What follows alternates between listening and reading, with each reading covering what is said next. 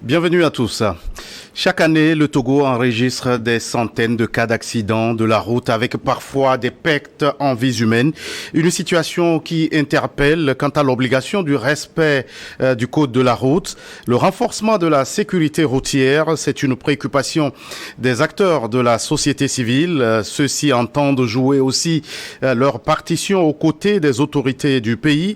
Pour évoquer le sujet, je reçois pour vous sur ce plateau Monsieur Gabriel Achou Etekor, vous êtes président de l'association Maï Magbo Dédié. Oui. J'espère que je suis arrivé. Merci d'avoir répondu à notre invitation.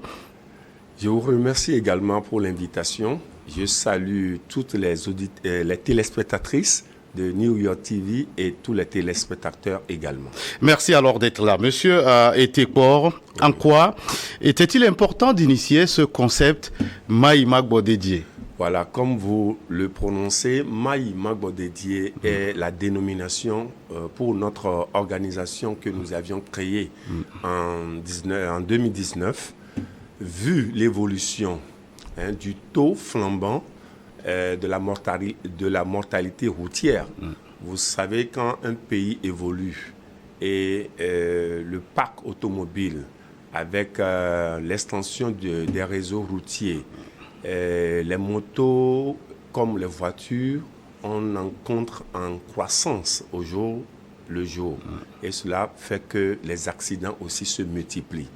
Voilà, on a commencé par constater que sur nos routes, les accidents se multiplient et on compte des morts d'hommes et des blessés, des rescapés, et avec les conséquences que cela génère. Parce que quand il y a mort d'homme quelque part, vous imaginez que nécessairement il doit y avoir des orphelins, tout comme des veuves également.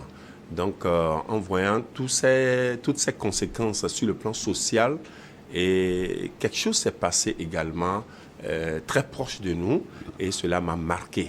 Et j'ai eu cette vision pour défendre les vies humaines par la sensibilisation. Et Maï Magbo Dédié veut dire seulement nous devrions aller et revenir sains et saufs. Et nous nous battons sur cette ligne depuis 2019 et nous rendons gloire à Dieu. Merci. Et on vous a vu très actif sur le terrain en 2024 et notamment vers la fin de l'année. Alors que voyez-vous lorsque vous jetez un coup d'œil dans le rétroviseur?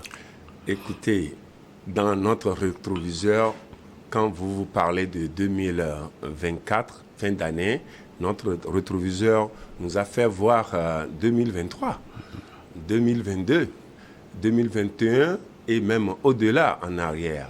Et chaque mois de décembre ou à l'approche des fins d'année, nous constatons un empressement sur la route. Nous constatons un empressement qui crée des excès de vitesse où les gens sont excités, tout le monde cherche à arrondir ses moyens pour pouvoir bien fêter et cela donne des pépins. Cela crée des incidents malheureux et c'est pourquoi nous avions eu à serrer notre ceinture, à se lever tôt pour créer des émissions, participer des émissions radio comme télé ailleurs et créer des panneaux. On a essayé de les implanter aussi dans les coins de la capitale. On a essayé d'approcher nos amis conducteurs dans leur gare routière. On a essayé aussi de parler à nos frères qui sont des conducteurs de moto. On les appelle Zemidiamen. Ils nous aident à faire de bons déplacements dans la capitale et il faut de temps en temps leur prodiguer de bons conseils pour que par moment, quand notre vie se retrouve dans leurs mains, qu'ils puissent nous conduire à bon des et que notre sortie, nos déplacements ne soient pas sanglants. Donc, on a essayé de se battre au cours des derniers moments de l'année écoulée et nous avions rendu gloire à Dieu parce que le résultat a porté un bon fruit. Et parce que votre message est passé. Et ces dernières années, on a connu une baisse des décès liés aux accidents de la route et c'est tant mieux. Alors, qu'est-ce qui, selon vous, a pu concourir à cela? Bon, écoutez... Une incidence de vos actions? Non, écoutez, Maïma Bodedier fait l'effort de travailler en ce sens avec d'autres organisations. Nous ne sommes pas la seule organisation dans le pays. Mais nous allons dire tout simplement que quand vous voyez un pays comme ça, avec la circulation de plusieurs voitures, il doit y avoir des nouveaux conducteurs, tout comme des anciens également. Et parmi tous ces lots, on doit aussi dénombrer des bons conducteurs comme des mauvais, comme des mauvais qui causent les malheurs aux autres. Et quand vous voudriez parler d'une petite baisse du taux des accidents ou bien du taux de la mortalité routière, c'est compte tenu du changement de certains conducteurs qui ont opté pour le bien. Et nous les remercions en ce moment. Nous voudrions dire un encouragement, un mot d'encouragement pour eux, pour qu'ils continuent sur cette ligne. Parce qu'à côté d'eux, il y en a encore des mauvais. Il faut qu'ils changent de comportement, car les conséquences d'une mauvaise conduite sur la route sont incalculables. Alors oui, vous dénoncez ces brebis galeuses qui sont encore sur nos routes. Quels sont les comportements que vous dénoncez lorsque vous descendez sur le terrain? Vous savez, au visu, d'abord, quand vous sortez, c'est horrible de voir au jour d'aujourd'hui quelqu'un qui roule la moto qui ne veut pas porter son casque. À sa chute, il doit savoir que sa tête est exposée pour des traumatismes crâniens. Et cela est vraiment coûteux. À l'hôpital, quand il serait admis, est-ce qu'il peut faire face à ces charges médicales? Ça, c'est un. Quand je vois quelqu'un qui est proche de moi, il va s'engager au volant dans quelques minutes et je sens l'alcool, l'odeur de l'alcool très proche de lui. Je dois imaginer ce qu'il représente comme danger sur la route. Sur la route, ce qui peut advenir quelques minutes après. Quand je vois quelqu'un qui fait l'excès de vitesse, une vitesse inadaptée, au moment où la circulation est dense, il exprime un empressement qui ne doit pas dire son nom ici. En agglomération. En agglomération.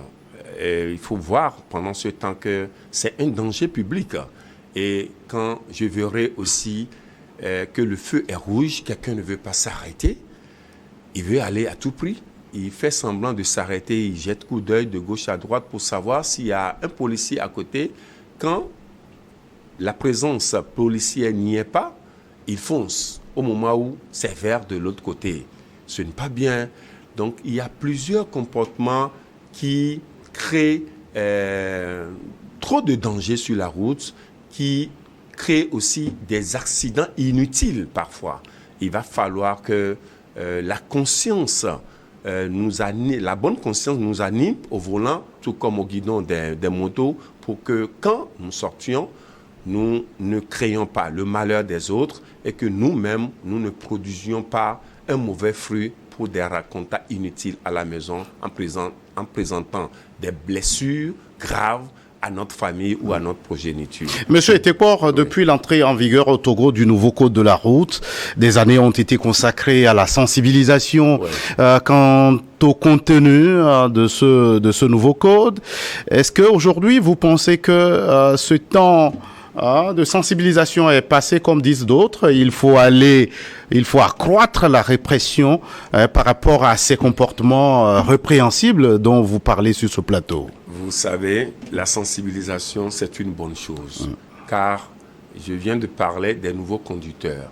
Quand quelqu'un vient d'avoir son permis de conduire, il faut l'accompagner par la sensibilisation. Il est sur la route avec les anciens qui connaissaient déjà les règles et qui ont eu à appliquer aussi ces règles. Pourquoi par moment ils vont délaisser la bonne application de ces règles. Donc, la carotte et le bâton sont aussi bien. Doivent aller ensemble.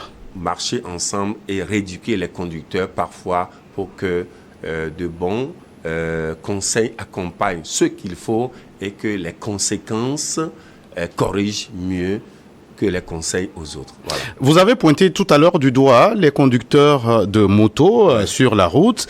On sait qu'au Togo, la loi fait obligation à ces derniers de posséder un permis de conduire. Ouais. Pourquoi l'application de cette disposition semble avoir du plomb dans l'aile? Le permis de conduire pour les motos, on l'appelle permis catégorie A. Et au début de l'année 2024, on a participé à une réunion avec les responsables du ministère des Transports, tout comme la DTRF et autres, où un chiffre est sorti sur 600 000 motos immatriculées jusqu'à ce temps. Les responsables ont dit que ceux qui ont accepté avoir leur permis de conduire catégorie A n'ont pas dépassé les 18 000. Vous voyez cette décadence. L'écart était vraiment trop grand. Et les responsables du ministère des Transports ont eu à organiser une formation pour les conducteurs de moto, que ça soit à 2 roues ou à 3 roues, pour que dans l'enceinte de la DTRF, une formation ait lieu périodiquement. Et même à l'intérieur du pays, cela s'organisait de temps en temps. Et grâce à ces types de formations, les chiffres ont évolué un peu au jour le jour. Et donc, au jour le jour.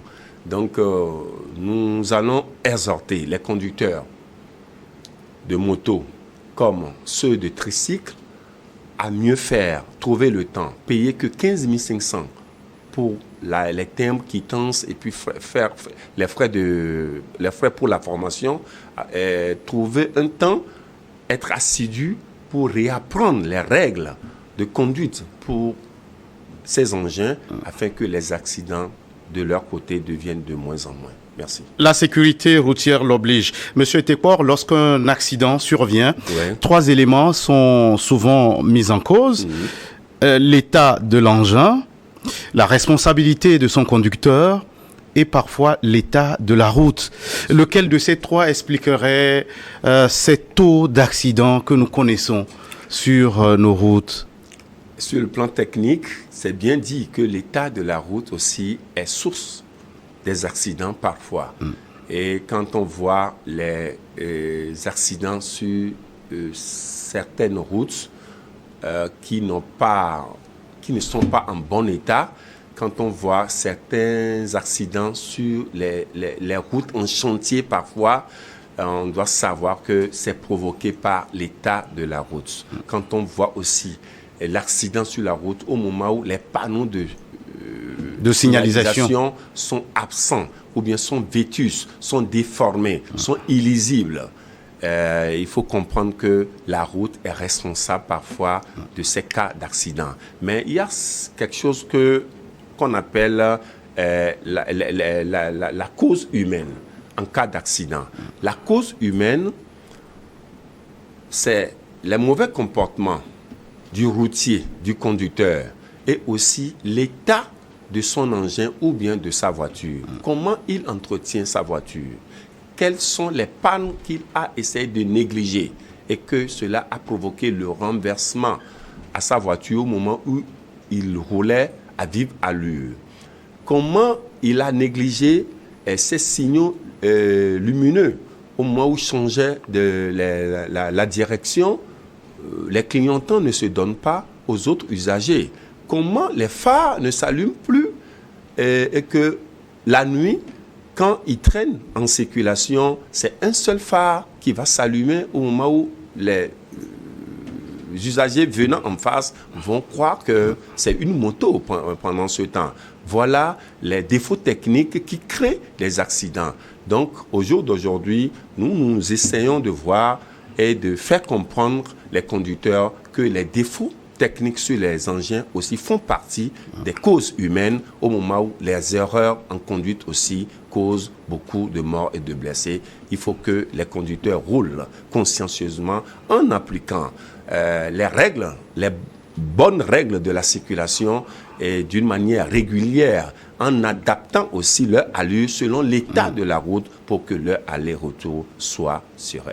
Alors, on va aller très rapidement avec cette question concernant nos pays qui sont parfois de loin regardés comme des réceptacles des voitures interdites de circulation sous d'autres cieux, mais qui aujourd'hui roulent en toute liberté et accueillis en toute liberté dans nos pays. Quid de renouvellement de notre parc automobile? Monsieur Gaëtan, très heureux pour cette question. Vous savez, chaque pays vit selon ses moyens. Et notre pays, le Togo aussi, avec ses habitants, vont vivre selon les leurs. Selon les leurs. C'est une bonne chose de voir dans notre pays les gens rentrer dans des sociétés, chez les concessionnaires. Très rapidement, en quelques secondes, nous sommes arrivés à la fin de ce entretien. Chez les concessionnaires, pour payer des voitures à l'état neuf. Au moment où d'autres aussi en ont envie, mais ils courent au port pour trouver des véhicules en bon état. Donc, quand les voitures arrivent d'occasion chez nous, en bon état, c'est parce que ailleurs on les a utilisés sur des bonnes routes et les propriétaires aussi ont bien entretenu leur moteur. Le renouvellement de notre parc automobile, c'est une paire de manches dont il faut prendre aussi en compte quand on parle de la sécurité routière. Monsieur Etekpor Gabriel Adjou, merci d'être passé sur ce plateau. Merci, je vous remercie pour l'invitation et à la prochaine. Merci à vous qui êtes restés en notre compagnie. À très vite pour un autre numéro de votre émission Focus.